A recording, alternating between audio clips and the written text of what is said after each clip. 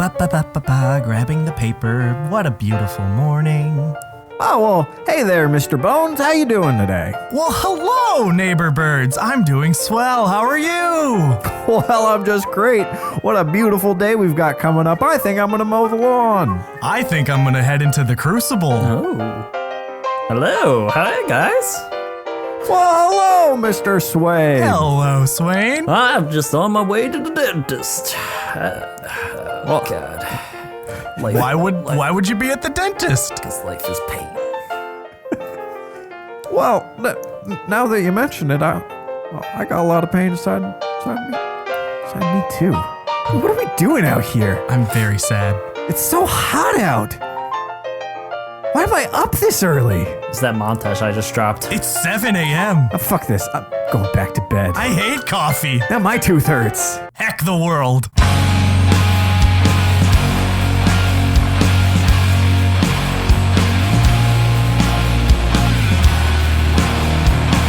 Hello, everybody.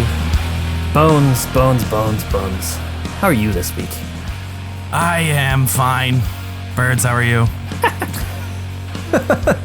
I'm good, man. I have had a real heck of a work week. Haven't been gotten a chance to play much Destiny, but I'm doing good. Thank you for asking. Swain, we know you're good, but tell me again, are you good? I'm good. I'm almost great, except for the tooth that's trying to bore its way out of my head. It's developed consciousness, and it says, I am getting out of this. It's what it feels like. But otherwise, yeah, I'm great. It's been a great week in the Crucible. We've had some Iron Banner Clash. We had a great map in Exodus Blue for Trials. Woo! Let's dive into this, guys. Yeah. Oh, yeah, I forgot about Exodus. It's a good one. I swear, like, Exodus is one of those maps that if you are not totally synced up with your team on where you're going, you're gonna be in trouble. Like, I have a nasty habit of just like picking a direction and booking off towards it and realizing like, oh, they went the other way, and this map will uniquely punish me for my my not planned out decision making. Like when you jumped off the side. Yeah, I just love going off to the left. It's so great. I have jumped off the side one or too many times on this map. I think I remember distinctly the first time it was Trials on this map, but I do like Exodus Blue. I never liked it because I only saw it in, Clash primarily in year one and didn't play as much skirmish. And then when it was the Trials map the first time around, I got some of my best Last Guardian standings, and I love how many lanes there actually are on the map. There's 5 paths, it's not this one run up through B or fight inside, let's see, that everyone kind of thinks it is. There's a lot of room and a lot of different tricky angles. Yeah, I definitely played a lot of this map this weekend. Enjoyed it all. It's much different playing it without special ammo at the beginning. It plays a little bit differently that first round, unless you run into someone using the icebreaker or. Who uses icebreaker? No one. But I found that a lot of times we would just rush the other team. It's a small enough map that you can get to them quick, and sometimes I wouldn't even be getting special ammo until round 3. And at that point, I'd be like, I'll just throw on a sidearm for this round just so I have something. Mm-hmm. But it was nice how quick it played. Yeah, the special ammo drought can be real. It is scary, especially if you're putting on some random constraints practicing for a tournament like I've been doing, and the other team just decides you don't get special for an entire round, an entire game. Oh boy, that sucks. So the positioning and just being aware of the countdown is now a very crucial aspect, at least to the start of each game. Yeah, it definitely puts a focal point on those parts of the map. Exodus Blue definitely had its special ammo boxes in contentious areas. It wasn't always an easy way of just going and waiting behind a corner for special to spawn. Right. Or on Burning Shrine, we can just let the spinny doors just wait it out, and we won't have a problem. There will be no sight lanes towards this special ammo.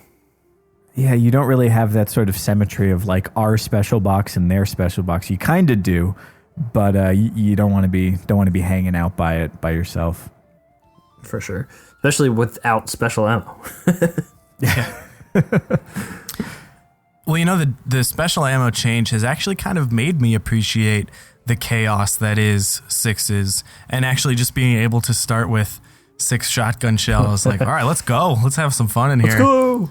I've been having fun in Iron Banner Clash. I know I said last week how much I like it and how I can adjust to it a little easier than Control. I just believe that, because it's not this thing where everyone tries to literally throw their body at B all day and have one team control it, that the games I played were more balanced without being too tough. It wasn't close because this game was super serious, but it was close because the games were just sort of realistic. They were balanced, and maybe that's connection playing a part. Maybe not. I don't know, but I've enjoyed the games I've played. Definitely enjoying it. Definitely enjoying being able to adjust my new playstyle of shotgun, Mida, or depending on the map, I'll switch it up, go back to the Doctrine Sniper. But for the most part, I've been trying to adapt to that aggressive Titan play, and there's a lot of small maps in the rotation for this Clash. Yeah, I will say I've run into 1 or 2 red bar superstars that have bounced and zipped all over, and I'm like, yeah, this is the Destiny I know. But there was, I did match up against Pure Chill 420 and crew. If you don't know who that is, he's played over 10,000 Trials games. He is incredible at the game, and it was an experience. We sure did not win. I was squatted up with my buddy Keen Koala, friend of the show, and Pope Bear, and we were like, that was tough. Oh, even Leif Johansson was from Bungie, was in that team, and we were all just like, okay, we'll back out. We did that. That was fun. But I want to announce to the entire world that I've defeated Pure Chill with a fusion rifle. Cool guy. One time. And that 7 shots fired. That was the only kill I got on him the whole game. But it was like, wow, that's how a team controls the map. Otherwise, it was goofy and a lot of fun. My highlight so far this week has been making the people in Laced Up Lauren's party chat really irate with me. It was a former guest, Laced Up Lauren, was in her stream, and I was like, oh, we're matched up with her. Let's see what her party chat's saying. They were not happy about my party crasher on Drifter. Woo! I love Iron Banner when you run into people you see and and it's that's so much fun. It's great. I mean, we played with our usual friends, the CR team. I've seen full teams of the Crucible Radio Slack. They've been getting together and rolling deep, and it's awesome. We played a whole night with some Dames of Destiny. That was super fun. And it's just cool. People are down to just go hang out in Iron Banner and have some good times. But what have we been really working on recently? What have we been thinking about, as we balance out the fun and the seriousness and the constant journey we're on to improve? Well, I got a little list going. I mean, I think I probably always have a little list going of things that I'm working on.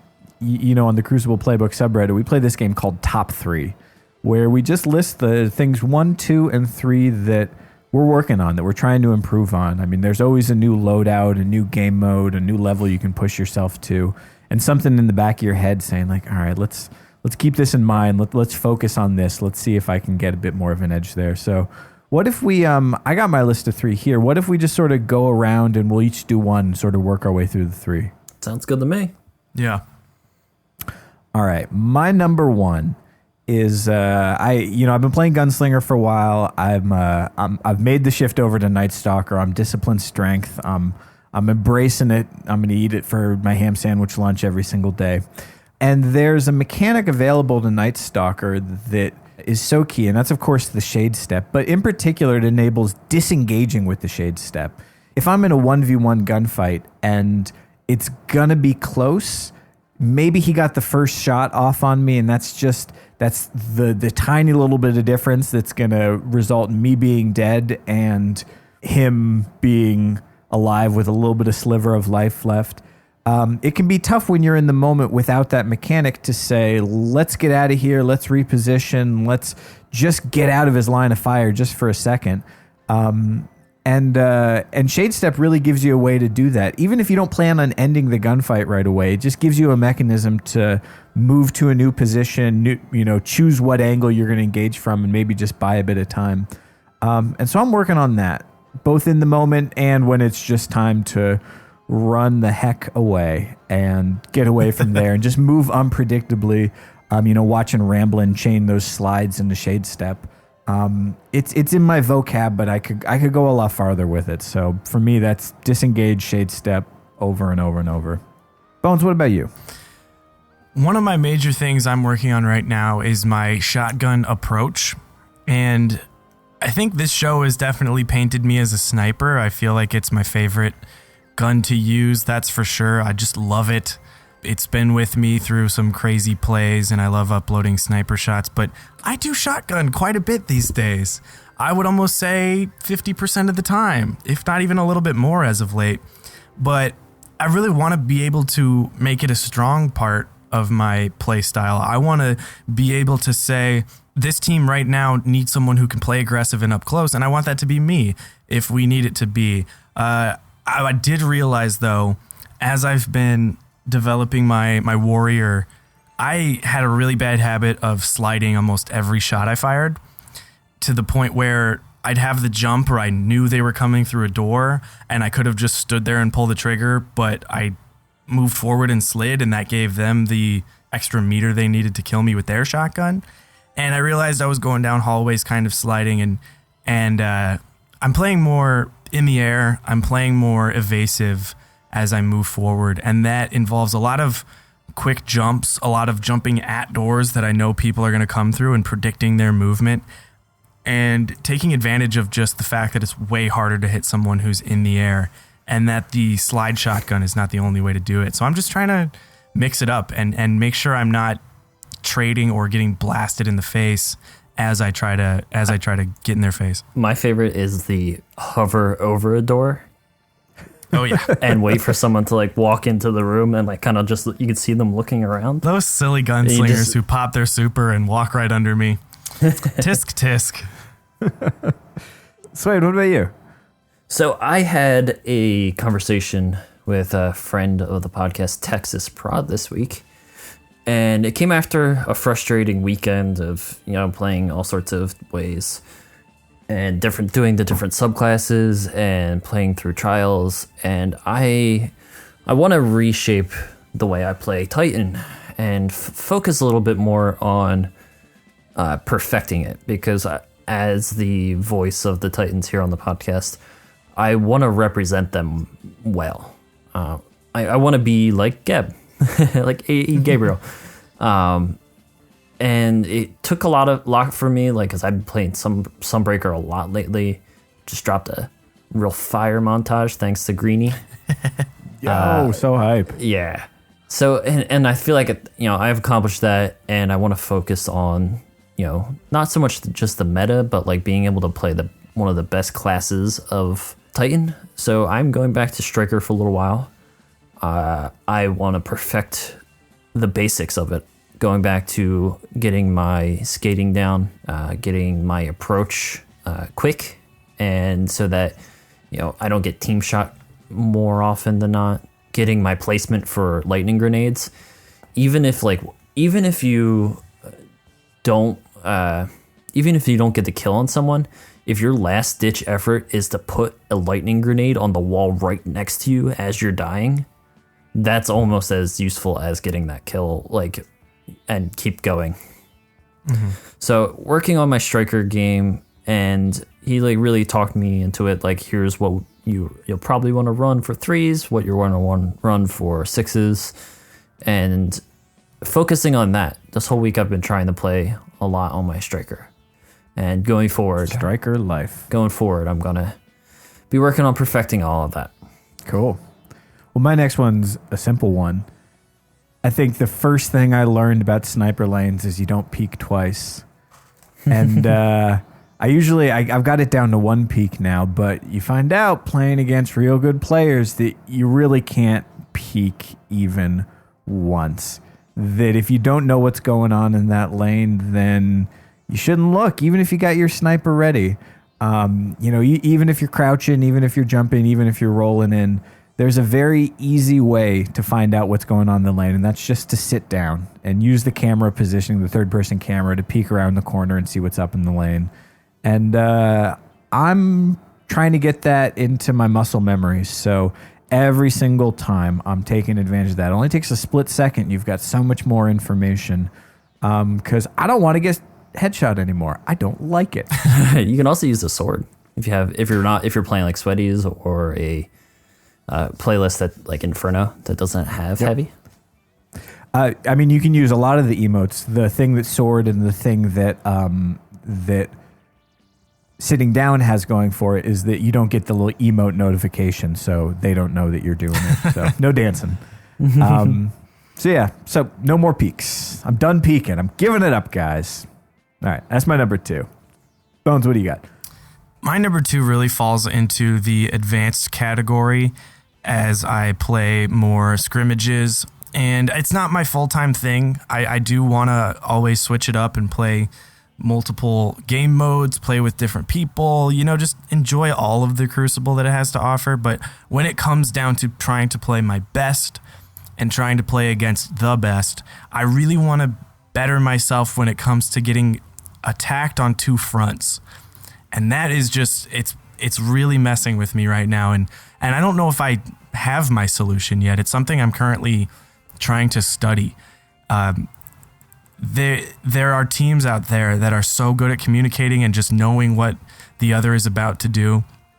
One hits me in the front, I turn to the right, and they are just waiting for me. Like, they planned that so long in advance, and there was nothing I could do. So I need to know where my escape routes are, when I can commit to engaging one of them and ignoring the other one, not getting scared so easily, but being more prepared, just disengaging a little faster and knowing, well, I just got to go this way. Why am I stopping here and turning around like I'm going to shoot? I need to keep running in the other direction and find my teammates. So just avoiding getting pinched kind of sums it up right there. What else you got, Swain? So my second one is not doing the run forward, die, smash square, run forward, die, smash square. Solid. That's the Deej method, I believe, right? That is the Deej method. Void Fang vestments, die, throw grenades, die, repeat. So yeah, I want to focus on getting to a point in the map, regardless of the playlist. If it's Trials, if it's Skirmish, if it's Sixes, if it's Iron Banner, Clash, what have you, finding a spot in the map and controlling it and not pushing unless I have a plan. So finding that point on the map and being like, all right, I'm going to hold down, I'm going to, wait for someone to come to me, pick them off with like the Mida, move around, get in position to attack with my shotgun. More like in the moment strategizing.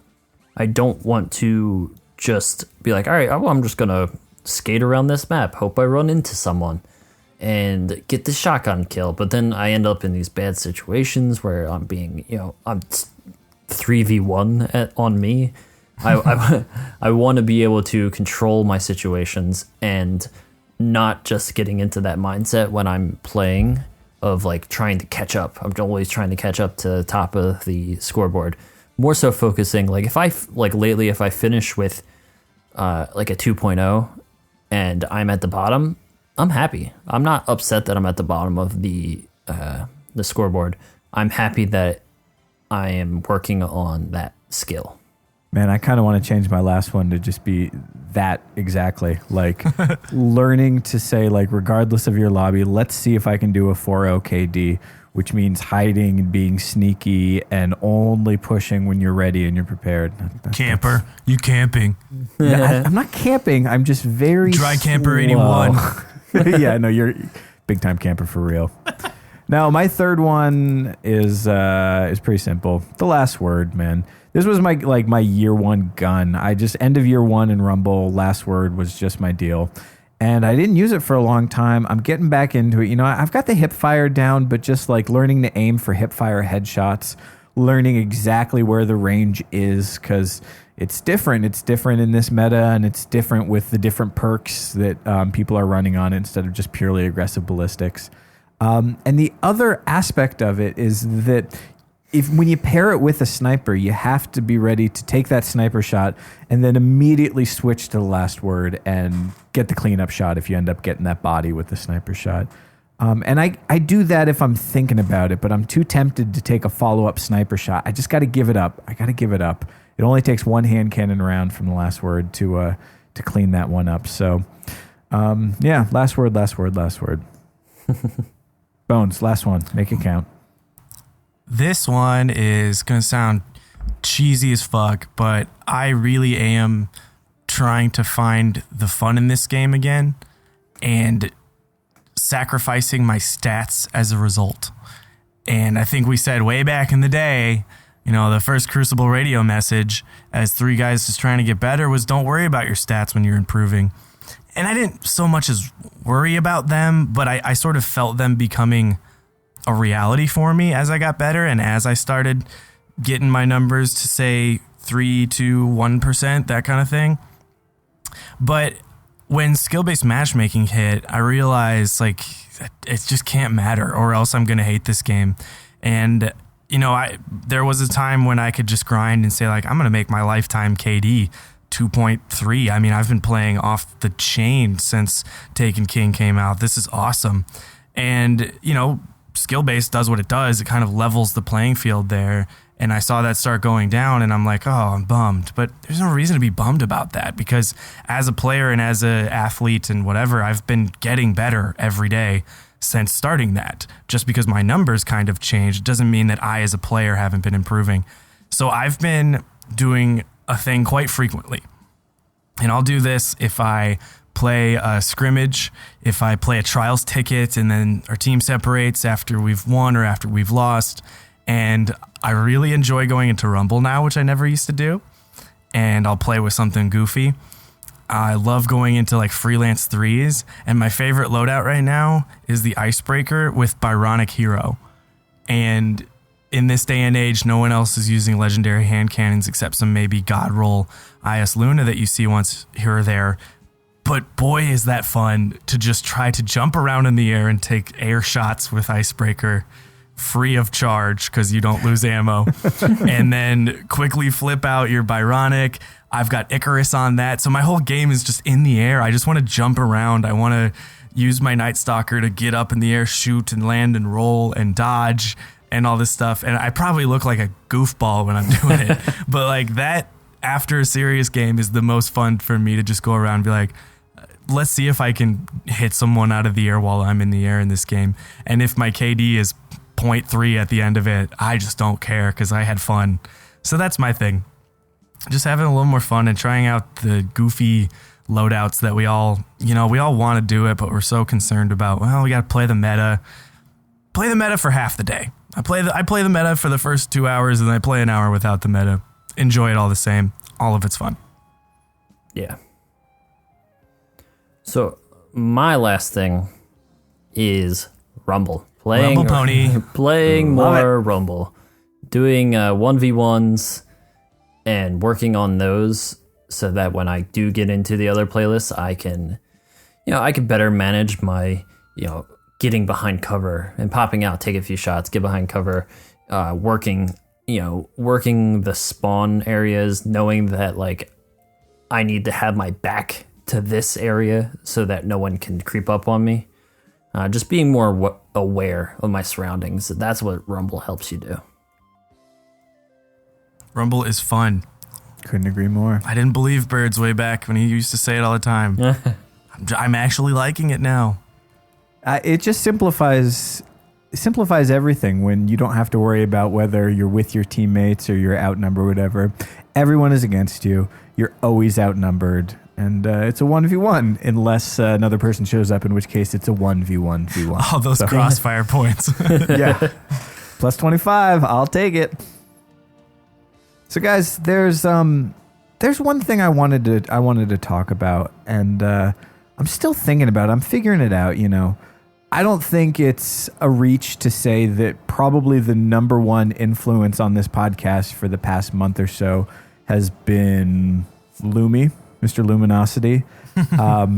You know, if you haven't heard that episode, go back. What an amazing interview, and you know, he's such a star in the world of Destiny right now. You know, got tournament hype and just a style of gameplay that's hyper energy, hyper aggressive, and just hyped in general. Like, so loud, so energetic, so focused, and just there's such a momentum that builds when he's in a competitive situation.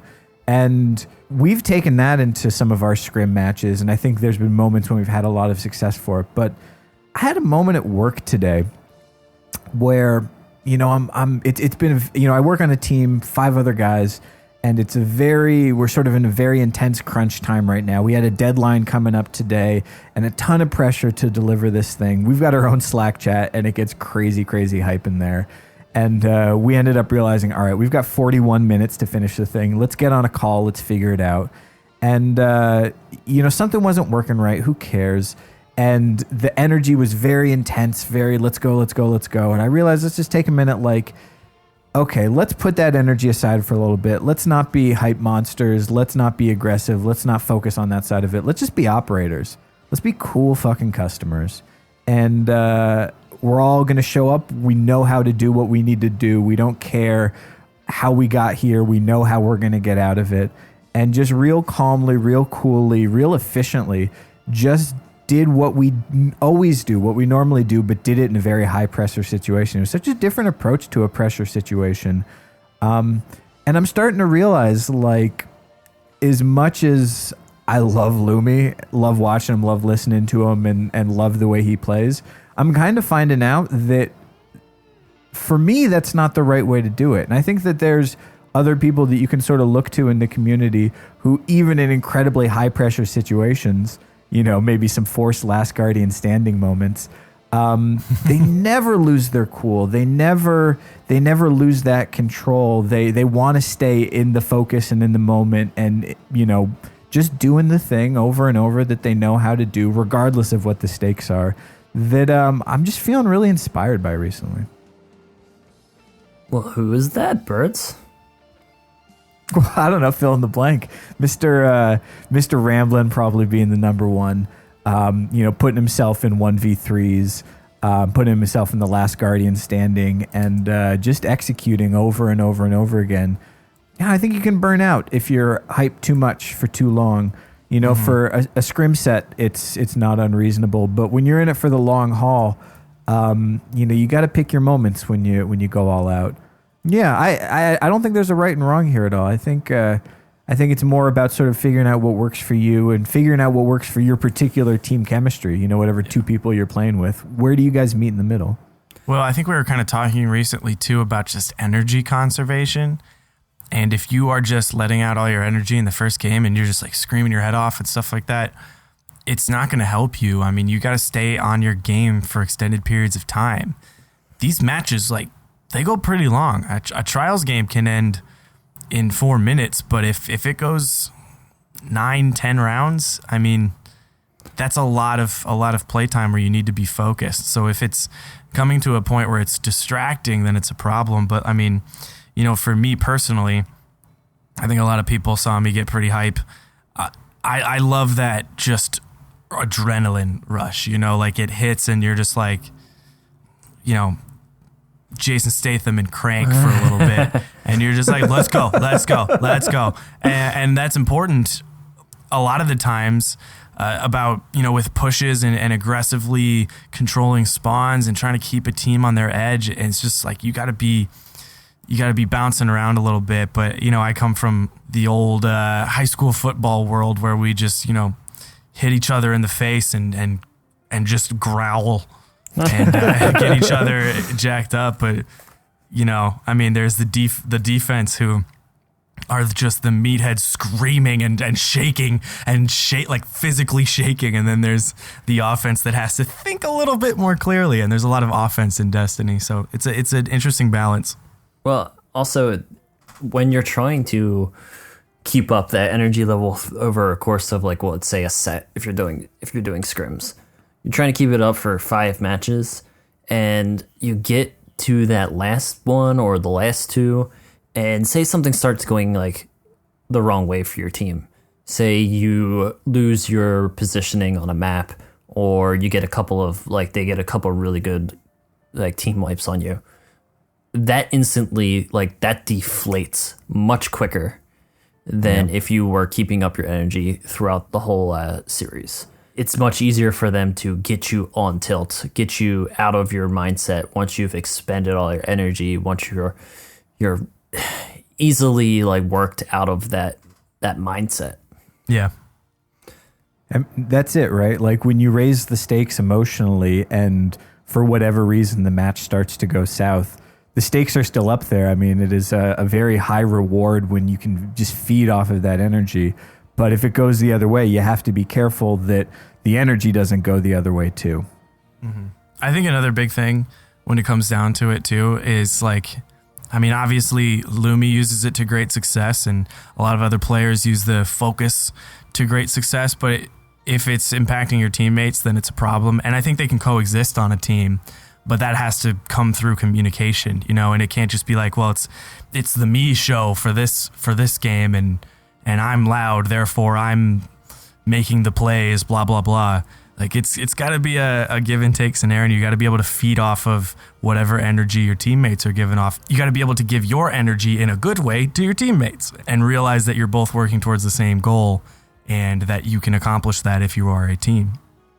For sure. I've always appreciated that about you, Swain, that I've played with you in very sort of chill, very calm, all right, we're doing this, now we're doing this, now we're doing this matches that are, very high pressure, but very cool, very calm.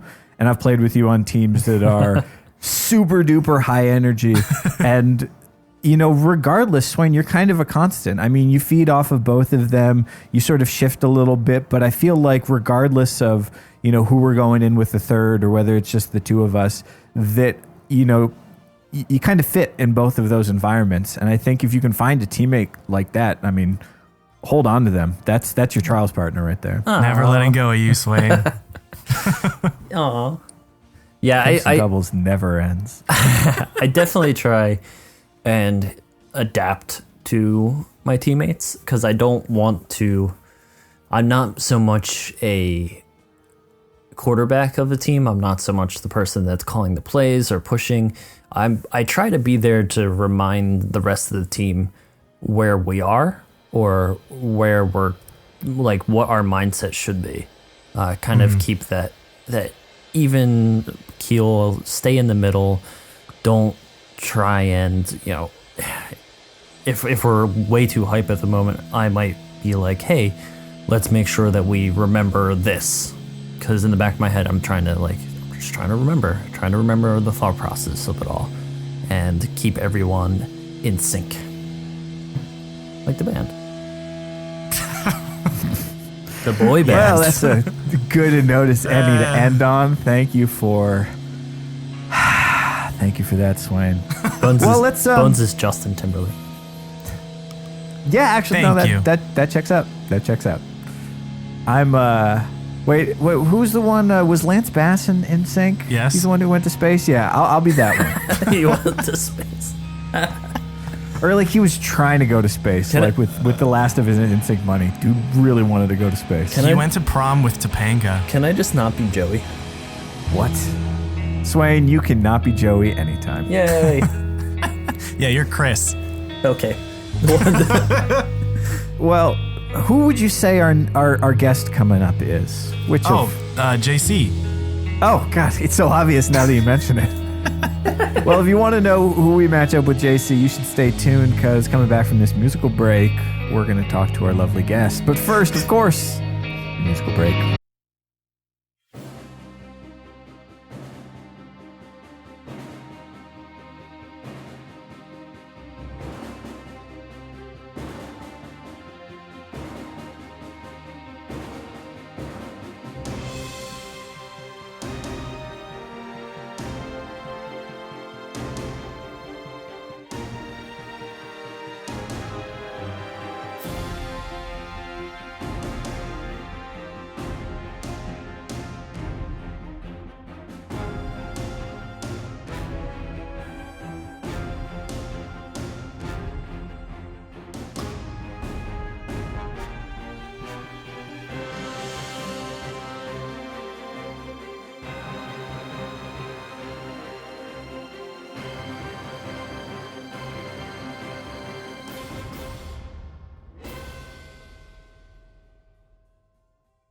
Hey, Bones. Yeah, that is not a false statement. And thank you so much for having me on. Yeah, Welcome. good to have you. I really appreciate it. I really appreciate it. How you doing tonight? I'm doing really well, man. I'm doing well. It's been a good week. It's been a good night. It's been a good life. Wow. Well, there you good go. for you. Go tonight. Your good week and your good life. Oh, yeah. We're going large. Yeah. Every episode, we like to really discuss with each guest how their life is going, not how Destiny is for them, how they like to stream. Just, do you feel okay, like with your place in the world? Are you at basic peace life with your quality existence? stuff. I mean, I'm at that point where I'm like, what's the difference, you know? So, like, You are truly free now. I've made peace. So we'll talk about trials and all that sort of stuff, and maybe some Farcog tournament and all that. But what we like to do is ask every guest that comes on a little bit about how they got into gaming and how they wound up making Destiny such a big part of their lives as it is for so many of us. So tell us a little bit about that. What did you start with? Okay. Wow. Well, this can go really far back. It can go back to the times where I cheated Lord of the Rings reading just so I could get the video games for my parents, PlayStation 2. It could go to the times of my MMO. Let's not go that far back. It could go to the times of my MMO RuneScape days. But I think the more prevalent stuff would probably be like Call of Duty and Black Ops 2, even earlier versions of the installment. But Black Ops 2 is where I really started to try to take a competitive edge or turn in video games, and I really just found a thrill in that. And then once I saw Destiny being released, my roommate from freshman year of college, actually a former Halo player competitively, and my brother, like, just constantly talking about it in my ear. It wasn't a game that I had much interest in, but then eventually I put my hands on it, and it just became the standard of like a PvP game that I thought was just everything I could hope for. And then I fell in love with it, and I've been playing it ever since. So how did you sort of make that shift from a player of video games into a streamer, a YouTuber, a personality, someone on the scene? I started streaming this June. I started making YouTube videos before then in a niche that I thought that a lot of YouTubers were kind of missing out on, and that was just Niche? Pretty sure it's niche. Nesh? okay. That sounds right. We'll go with that. All right. Continue. My special place in the community, we'll go with, in that I saw a lot of kind of different Call of Duty's videos being made, and I saw that they weren't really being paralleled in Destiny per se, in that the spawn guides that I was trying to make and the ways that I felt like I understood how the Crucible functioned and how I felt like I could play a role in benefiting how people understood the game and also improved their own performance. So I started doing all that kind of stuff, and honestly, it was, if anything, it was at first a way for me to enhance my own experience with video games and just gaming in general. There just kind of came a point where I felt like I wasn't having the most fun just kind of like playing, and then finding a purpose and a way to connect with people that I probably wouldn't be able to ever was really kind of what kept me going.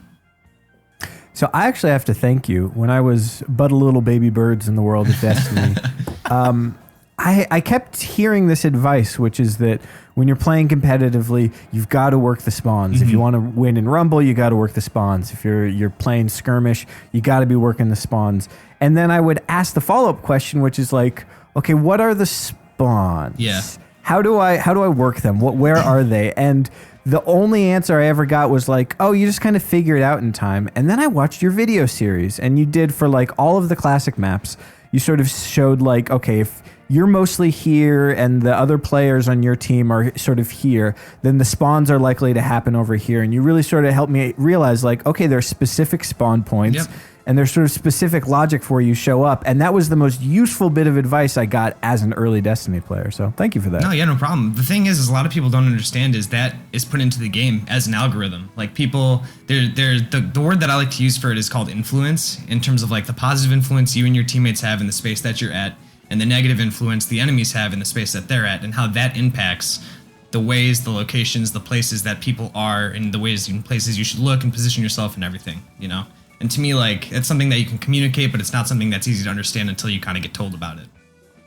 Well, so, it's much harder to do this when you don't have the benefit of the video. And for all of our listeners, just go check out Ignite's YouTube channel and watch these videos.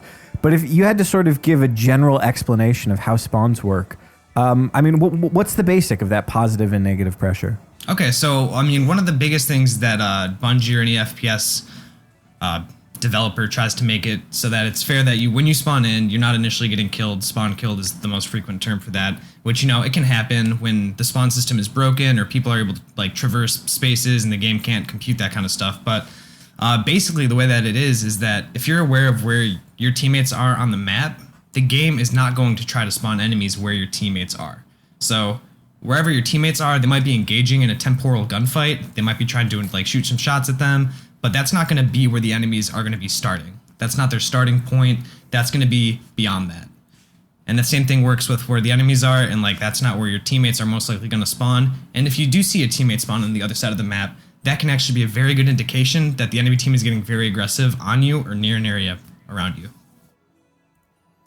Interesting. So if you put it in terms of like A, B, and C, like if my team is on A and the enemies are on B, then it's more likely that they're going to be respawning sort of on C, or if they're in B, we're going to be spawning A and C, sort of, or maybe give me a map, sort of help me visualize that. Yeah, so there's for sure is the time. That's the one that kind of gets that I understand the most.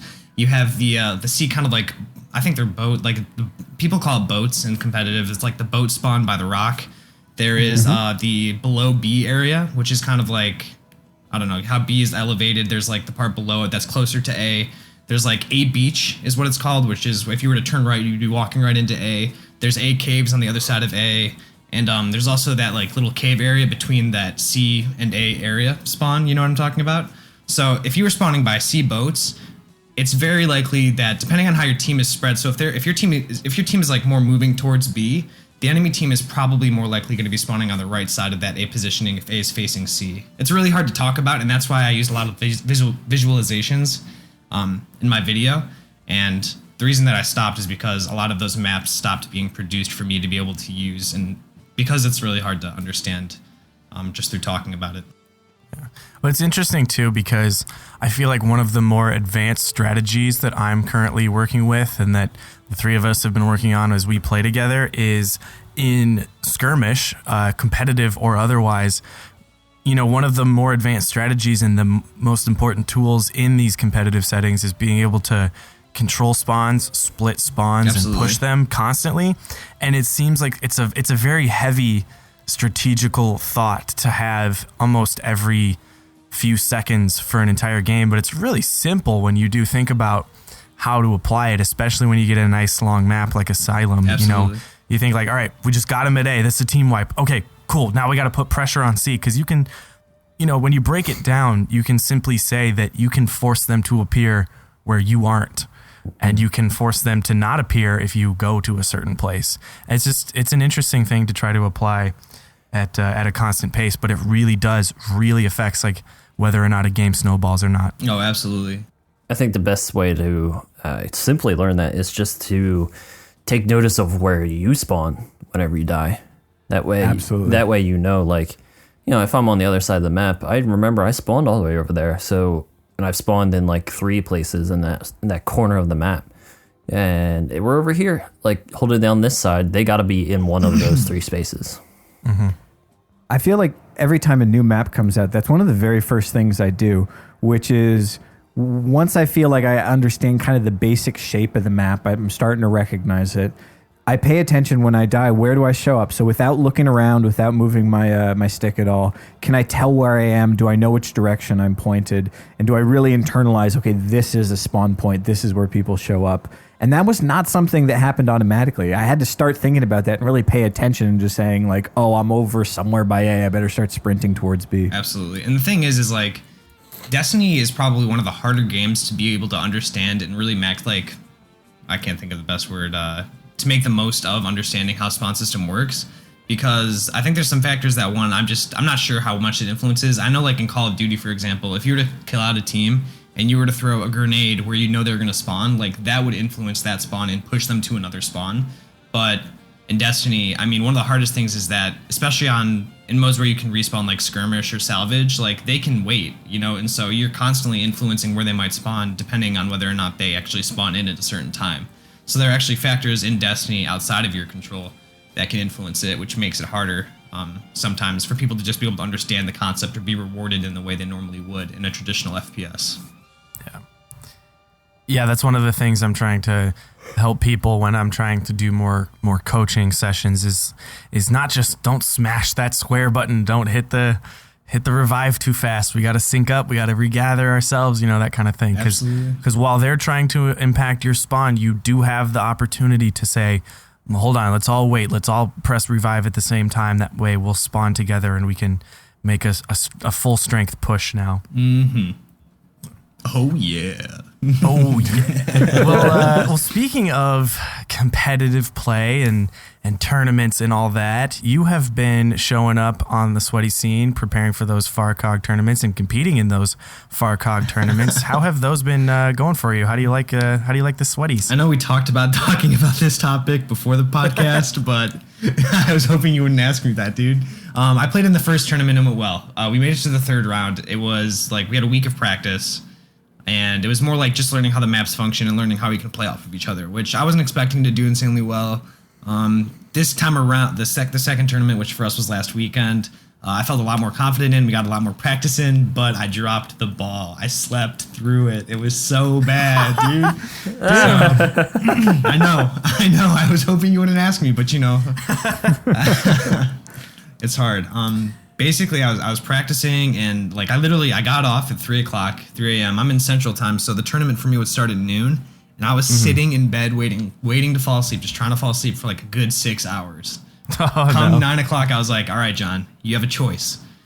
An hour of sleep or no sleep and try to do the tournament. I was like, I'm taking that hour. Well, 1 hour turned to 7. And also like 7 phone calls and like Xbox messages galore when I woke up. So next time it's happening. We're good. We're practicing a lot right now on a regular basis, so it's good.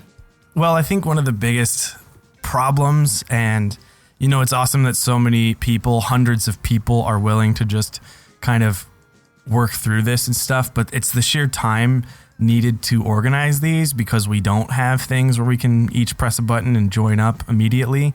So it sucks that it is a thing where it's like I have to spend all Saturday if I plan on going far. Luckily, I don't have to dedicate that many hours to these things. But I mean, we talked to Lumi right after he won the PS4 side, and it was like, oh, cool. So you played from 9 a.m. to 9 p.m. To do however many rounds. Like that's a lot of time. And it's unfortunate that we can't just say, all right, round 1 starts at 10, round 2 starts at 11, that kind of thing. Absolutely. But okay, so let's talk about the prep, the practice, the team chemistry building and all that. What have you been doing every weeknight to try to get better, to try to have more preparation and more readiness when you go into it? Absolutely. So basically, one of the most basic things that you can be doing is just finding the time to play with your team. And so just first of all, scheduling, finding pickup matches. Initially, we would be looking at the rosters that are registered into the tournament, trying to match make them and get a couple maps on them. But there is a point where like playing the same team can go too far, where you kind of become acclimated to a certain team's play style, and that not necessarily allowing you to find the way you can best play on a map with your team. So that's one thing. Also, more recreational type games or styles, like just normal skirmish or Trials of Osiris with a teammate or two, and just kind of finding the opportunity to be more mental and more mindful of kind of how you're playing off of each other. It's funny, actually, one of my teammates, we went into Rumble, classic Rumble, and we actually just kind of worked on pushing and pinching people in Rumble. So we wouldn't shoot each other, but like we would just try to squeeze out a certain area, which made a couple people very upset with us, but it was fun. Yeah, that's an interesting thing. It's just kind of, it's like time spent in the crucible. It's not time spent sweating. It's not time spent being hardcore extreme. It's just how much time do you play with a person where you can feel like, cool, now we just feed off of each other. We don't need to communicate so much overtly because we know their tendencies and we know, ooh, if that person does this, I need to do this. And if I do this, I can trust them to follow with a certain actions. And that's kind of fun to develop. Exactly, yeah. I mean, it's things as much as communication, as well as like after you get a kill, making sure you're not pushing the same lanes and making sure that you're like solidifying a cleanup of the other team, if you might say. But it's definitely just kind of like really working on those small things that'll really enhance the whole experience. So are you enjoying the whole mind game that is sweaty sometimes, or do you think fondly of Trials while you're practicing? Honestly, Trials used to be the only thing that I loved. in Destiny for a while. And then once the Far Cry tournament started coming up, they became the thing that I really feel like I have my heart out for. To me, there's nothing like being able to play against the best and showing how well you can perform in the midst of that. Whether it's the mental pressure, the ability to really perform at the team with the team at the highest level possible, to me is just something that I don't feel like I can find anywhere. And when I like to be able to see how I gauge against other people, like it's an experience like no other. When you sort of made the shift from being trials focused with your group to being, scrimmage focused with your group, did you see sort of a change in your loadout, a change in your team configuration, or just sort of overall strategy that happened as a, sort of compensating for that shift? In a way, like when I'm doing pubs, I normally won't use exotic armor just because I feel like that'll cause me to have a mental and also just like an in-game crutch, and I don't want to become dependent on things like that when I know when I'm playing games that matter more to me. I want to make sure I'm always able to perform my best on a given moment. And I'm also, when it's not trials or light level based, I usually have a Thorn shotgun/sniper equipped, which when it comes to trials or something like Iron Banner is not optional. So yeah, I'm having to sacrifice my Twilight just so that I can adjust to some more sweaty games. That way I don't feel like when I go in I'm like, I could have survived that if I evaded. Absolutely. So on the topic of this word we keep saying all the time, sweaties or scrimmages, I feel like occasionally you say that one too many times and people start thinking, oh, that's that hardcore try hard thing where everyone's a jock and everyone gets really intense, and I don't want that, or this game's not competitive. But I think we found it to be really enjoyable, and I think a lot of people saw that it's a lot of fun when they watched us play PlanetDestiny. So what made it sort of appealing to you, and how do you think it could be more appealing to everyone? What's the draw there? What's to say that someone who casually plays Iron Banner might want to try this out with their friends? Okay, so to answer your first question, in terms of like what started out with my interest, I came from competitive Call of Duty. So actually, when I first picked up Destiny, the first thing that I thought about after I experienced like Crucible for a little bit was the amount of potential it has as a competitive game. So the first thing I was doing was basically looking for, is there a community that's trying to respond to it in that way? Are there a group of people that are thinking the same thing I'm thinking? Because I know that Call of Duty is kind of coming to a point where, new names are showing up, but it's kind of getting to a point where it's saturated. And there's only so much space for so many new players, and I know that there's a ton of people just kind of trying to find a new identity, whether it's Halo, Call of Duty, and I really do believe Destiny has the potential.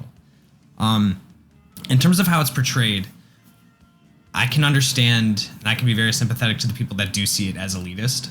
It's very hard because you have a group of people that hasn't changed that much. It's not impossible to get into. It's not impossible to kind of become a member of that community, but it definitely does require a lot of intentional work and networking, which I think, the Destiny community has been forced to do through the way the game has been manufactured, with the amount of like third-party communities that have allowed people to really experience the game in a way. And to me, like, that is amazing. That's amazing that people are doing that.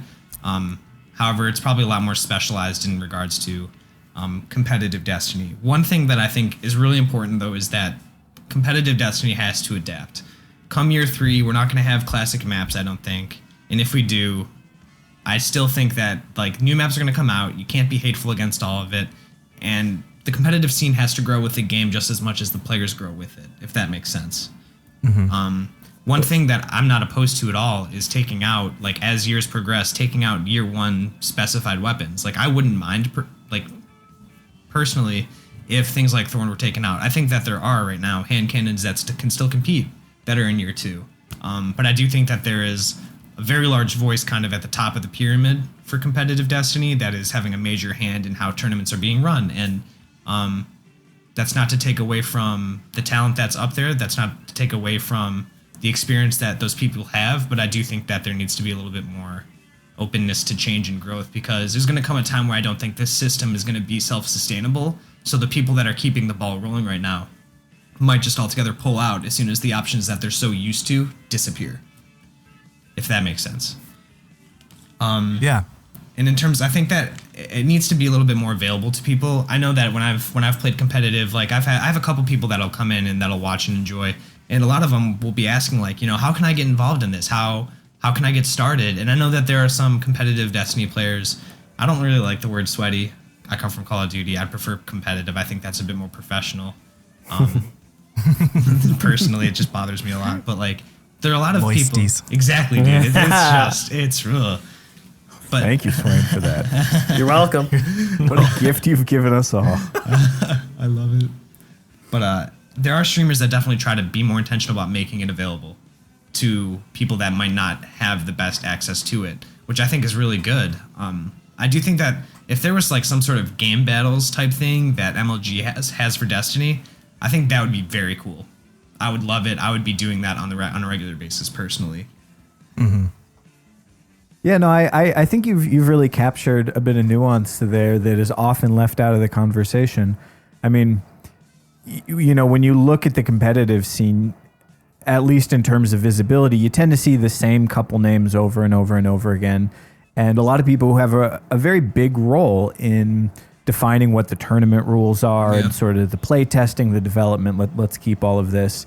And then the other side says like, well, hey, if you don't like those rules, you can do, you can set whatever rules you want. You can play with that and, just find your 5 closest friends and start up a match with them.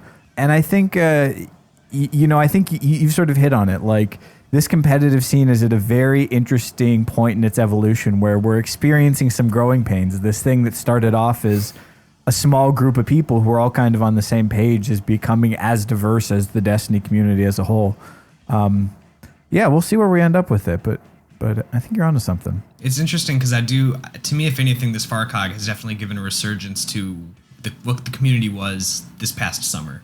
This past summer was probably where it was at its peak in terms of the amount of different teams and stuff like that. Again, it just pains me how political it can be because the tournaments are hosted with the hope of pulling in the names that people are familiar with for the games. And I feel like, maybe not all of them, but definitely a lot of those people who are deciding the rules, who are helping the people that are hosting the tournament are definitely making decisions that I feel like are not going to be self-sustainable down the line. So let's talk quickly here about Trials of Osiris. As you did say, it was once your favorite game mode, and then you found other ways to enjoy yourself, which is great. But we all still love Trials. And I've actually heard you on stream, and I think you might have even talked about this on the Destiny Reset podcast, but you like to use the phrase Trials help, not Trials carry. Yeah. So you're not putting a guy on your team or 2 guys on your team and saying, all right, stay in the back and revive me while I win. You want to help people learn and play. So what's your approach to that? How can you help someone who's never been to the Lighthouse sort of learn to do it on their own besides just dragging them along behind you? Absolutely. Well, the first thing is when I play with somebody, I have a 2-way expectation in that when I'm playing with them. I did it! Swain's been trying the entire really hard interview. this whole episode. He couldn't hold his breath any longer. That's what God damn it. she said. All right. I tried to set you up there. I'm only allowed 1. I hope it was worth it. It was. I love it. But yeah, so in regards to it, I do really think of it as kind of like a 2-way street in that when you come in to my stream, when you join my team, I do have a degree of expectation in that you listen to kind of the experience and understanding of the game that I have at a certain level. But at the same time, I'm also forfeiting the reality that like I'm not the best player in the game. I'm somebody who's still constantly learning. What I'm trying to tell you is not a command. I want it to be more of a conversation. If you're confused about what I'm trying to tell you, tell me. Let me explain that to you. If you don't agree with me, let's talk about that because I could just as much be wrong as I am right. At the end of the day, I would rather not get somebody flawless, but I'd rather help them feel comfortable in being able to handle the Last Guardian standing instance. I'd rather them feel comfortable in being able to offer help to their friends or to somebody else who might feel like the Lighthouse is not possible for them in this year. You know what I mean? And so to me, it's in the opportunity during the game. And it's hard because I can talk about kind of like my rule of thumbs in terms of things you need to do and things that you can't really negotiate while you're playing Trials. But until someone's experiencing that, and then in that moment reflecting on that and just talking through kind of what they were thinking, why they did what they did based on the information that they had, there's no other way to really grow, if that makes sense. And so I try to find those opportunities while playing with those people to say, like, why did you push up? What made you think that was the best idea? And I think a lot of people kind of in the day and age where the egos are more protected than challenged or just kind of talked to. It's something that is very important to actually see growth and improvement in your own individual play style. Well, so you just gave an excellent justification for why this is something that, you don't really want to just give a top 5 list of. You really have to understand it and experience it and think about it in the moment. Absolutely. That being said, would you be interested in giving a top 5 list of things that you work on with new people in a trials environment? Yeah, I can definitely. It's things that I kind of would experience most frequently are unnecessary pushes or engagements in gunfights, forfeiting positioning in terms of like you're in a good position and just waiting for the other team to make a mistake, capitalizing the value of numbers, getting a pick and trying to play that. I come from a search and destroy background in Call of Duty, and that's one of the most important things that you could ever do is trying to get that initial kill. Learning how a team works over the course of the game. So the first couple of rounds are kind of where you're testing the waters and you're seeing how people push or how they utilize certain spaces and what you can do to maximize the rest of the map or the area that they're trying to work for your benefit.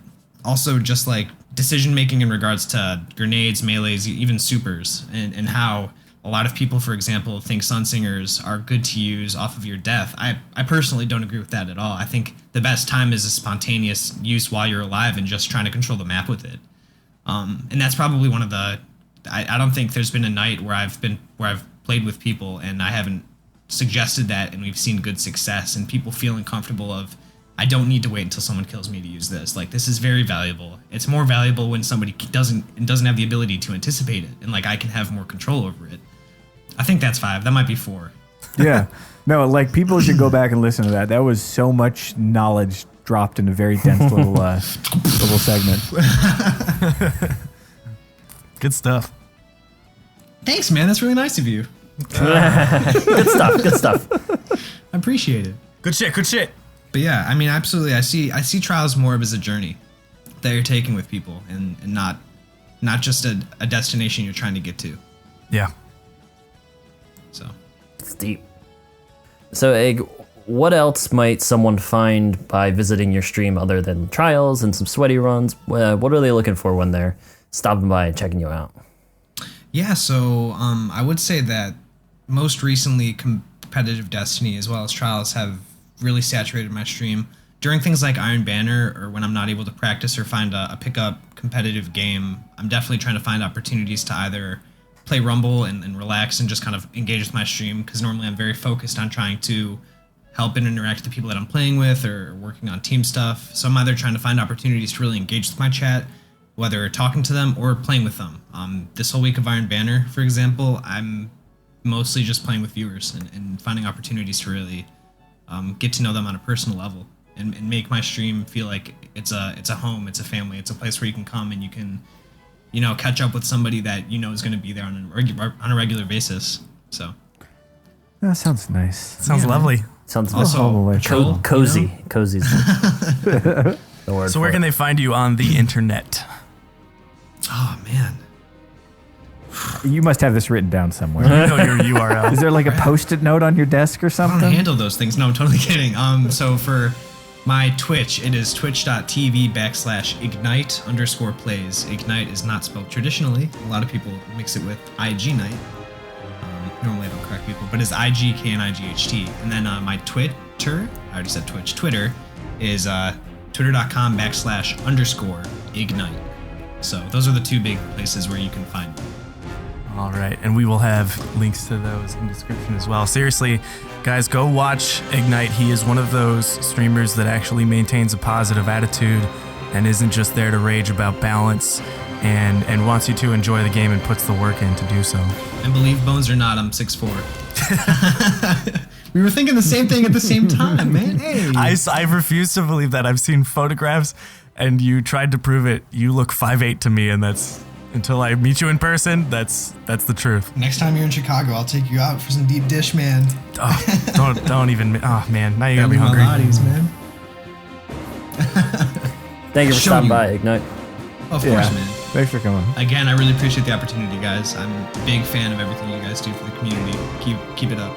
Hell yeah, we got the official Crucible Radio stream team. What? Starring me, Swain, Ramblin', Dr. Lupo, Fallout Plays, Texas Prod, and more to come. You gotta check it out. Stream team. Yeah. We want to Stream have team. everyone that we enjoy watching and who you might enjoy watching all in one place. Squad! Make it easy for you. Anyway, guys, you can always find us out on the internet at Crucible Radio. Follow your hosts here on Twitter. I am Swainstash_CR. This is Bones_CR. And I'm Famous Birds. Famous Birds. I Simply don't put, ever tweet despite being a bird. If you get him the tweet, consider it a present. Yep. A rare gift. Swain, you want me to take that tooth out? I'll do it right fucking now. Just fucking do it. Just fucking go! Let's I'm go! ready to pull it out. I've been drinking green tea all goddamn day. You gonna take the demons out of me? All right, stop button. Calling it. Done.